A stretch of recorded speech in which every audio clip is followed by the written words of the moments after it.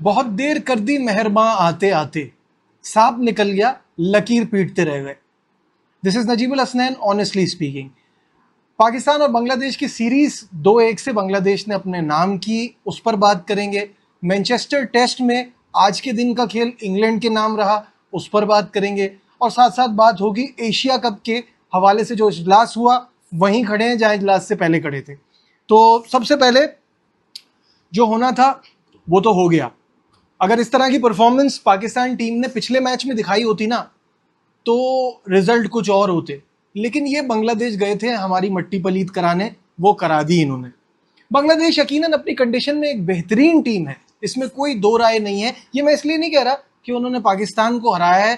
पाकिस्तान को हराने की बातें तो ओमान कर रहा है, मीम्स चल रही हैं कि इटली वर्ल्ड कप में आ रहा है, पाकिस्तान बचे। तो हमारी तो औकात कुछ इसी तरह की है। लेकिन मैं बांग्लादेश को इसलिए खतरनाक कह रहा हूं कि ये अपने मुल्क में बहुत बढ़िया क्रिकेट खेलते हैं। इन्होंने ऑस्ट्रेलिया को 4-1 हराया हुआ है, इन्होंने न्यूजीलैंड को 3-2 हराया हुआ है, और इंग्लैंड को तो वाइट वॉश ही किया हुआ है। तो हमारी क्या बात करें। लेकिन इन रिजल्ट्स के बाद जब लोग कहते हैं ना कि बाबर रिजवान को ले आओ, तो रिजवान का तो मुझे समझ में आता है, लेकिन जब आप बाबर आजम की बात करते हैं तो उनको फोकस करना चाहिए वनडे और टेस्ट में। मैं कोई बाबर के अगेंस्ट बात नहीं करता, मैं कहता हूं वो T20 की क्रिकेट को सूट नहीं करते, वो अपने रन के चक्कर में रह जाते हैं, पीछे ले जाते हैं। तो ये फिर वही वाली बात हुई कि आपने एक कदम आगे बढ़ाया और आप 2 कदम पीछे चले गए, अगर आप इनको वापस लाने की बात करते हैं। रिजवान का मैंने क्यों कहा, क्योंकि आपने अभी तक कोई विकेट कीपर ऑप्शन तैयार ही नहीं किया है। मोहम्मद हारिस को जरा सी मुश्किल विकेट लगती है ना, जरा सी मुश्किल पिच होती है तो ऐसा लगता है कोई पुराना पंखा स्टार्ट हो गया है, गोल गोल अपना बल्ला वो आदमी घुमा रहा होता है। समझ में नहीं आ रहा था आज वो चाह क्या रहा है। It's a shame. वो 2-3 मैचेस पहले सोए भाई, तो ऐसा भी नहीं है कि फॉर्म नहीं है। जरा सी मुश्किल विकेट में टोटली एक्सपोज हो जाते हैं।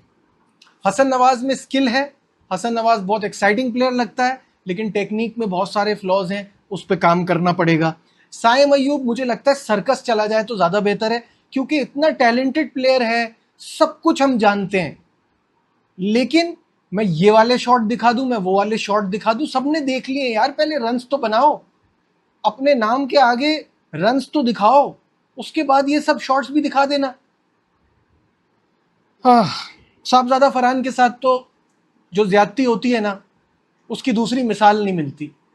ये बंदा सब करके दिखा चुका है, इनको इतनी परफॉर्मेंस दी हुई है, उसके बाद भी इसको फिल इन द ब्लैंक के तौर पे इस्तेमाल करते हैं। आखिरी मैच देते हैं, उसमें वो रन करता है, फिर आने वाली सीरीज पे वो ड्रॉप हो जाता है। अच्छा, जहां ज्यादती की बात हो रही है और आखिरी मैच की बात हो रही है, तो सुफियान मुकीम को तो अब वो भी देना छोड़ दिया। सुफियान मुकीम के पासपोर्ट में ना वीजा के ठप्पे लगे हुए हैं, वीजा भरे हुए हैं, लेकिन पर्पस ऑफ द ट्रिप समझ नहीं आता, क्योंकि मैच तो उसको देते नहीं है। अजीब सी बात है यार। पैराशूटर मोहम्मद नवाज को तीनों मैच खिला दिया, आज रन भी करा दिया थोड़े बहुत और विकेटें भी दिला दी, क्योंकि उसकी जगह तो कंफर्म करनी है ना। खुशदिल को बाहर करना है, अबरार को बिठा दिया था, अब आपके पास जब शादाब आएगा तो उसकी प्लेस खाली होगी। ये चल रहा है, ये समझ रहे हैं हम बेवकूफ हैं। यानी कि पाकिस्तान बांग्लादेश को ये सीरीज हरा सकता था, आपने वो प्लेयर्स ही नहीं खिलाए। ये कोच मैं कह रहा हूं ना, इसको समझ ही नहीं आ रहा। ये आधा तीतर आधा बटेर वाले प्लेयर्स में इतना इन्वेस्टेड है, कैसे हो सकता है कि सुफियान मुकीन और अबरार बाहर बैठे रह जाएं और पाकिस्तान सीरीज हार जाए। अजीब सी बात है यार।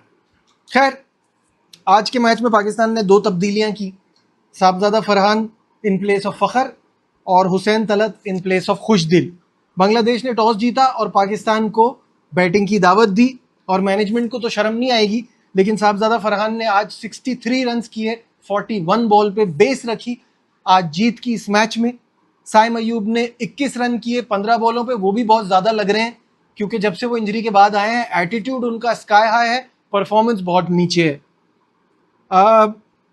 फिर उसके बाद मोहम्मद हारिस, जो मैंने आपसे कहा था कि ज़रा सी कंडीशन टफ मिले तो वो अपनी और पाकिस्तान टीम की दोनों की टिका के बेइज्जती कराते हैं। 5 रन किए 14 बॉलों पे।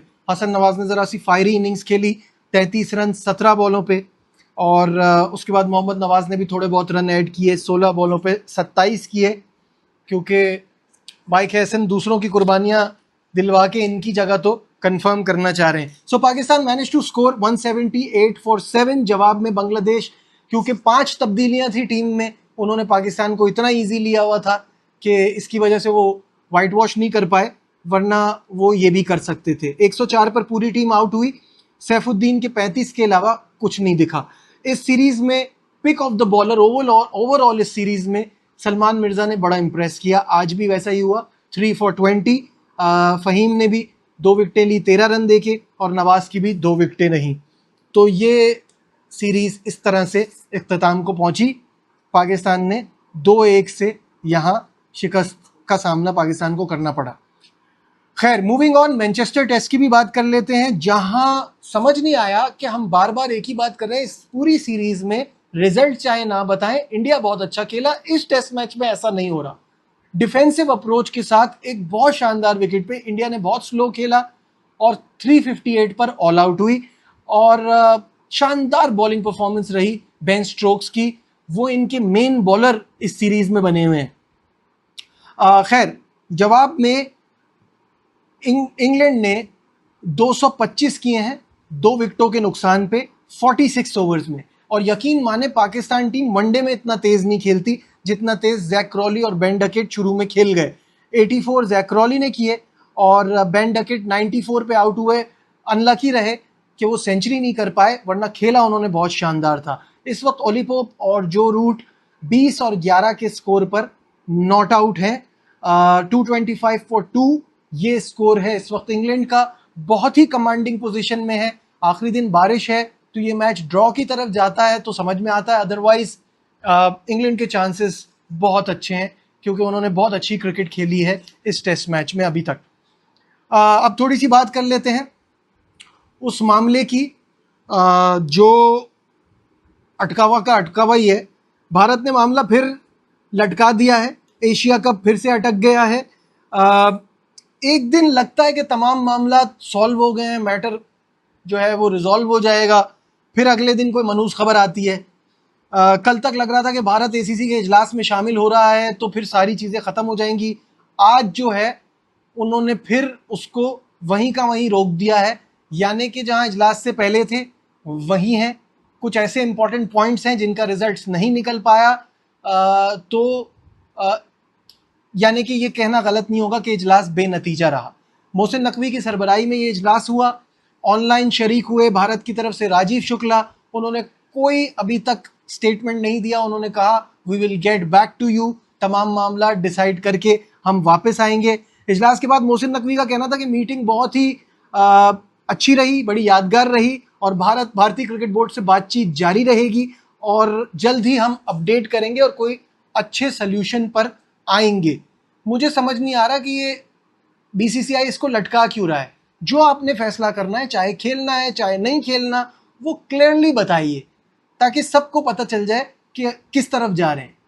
इसको ड्रैग करने का कोई फ़ायदा नहीं है। आप क्या सोचते हैं कमेंट्स में मुझे ज़रूर बताइएगा। और अगर अभी तक आपने मेरा चैनल सब्सक्राइब नहीं किया है तो सब्सक्राइब टू द चैनल। देखते रहिए नजीबुल हसनैन ऑनेस्टली स्पीकिंग।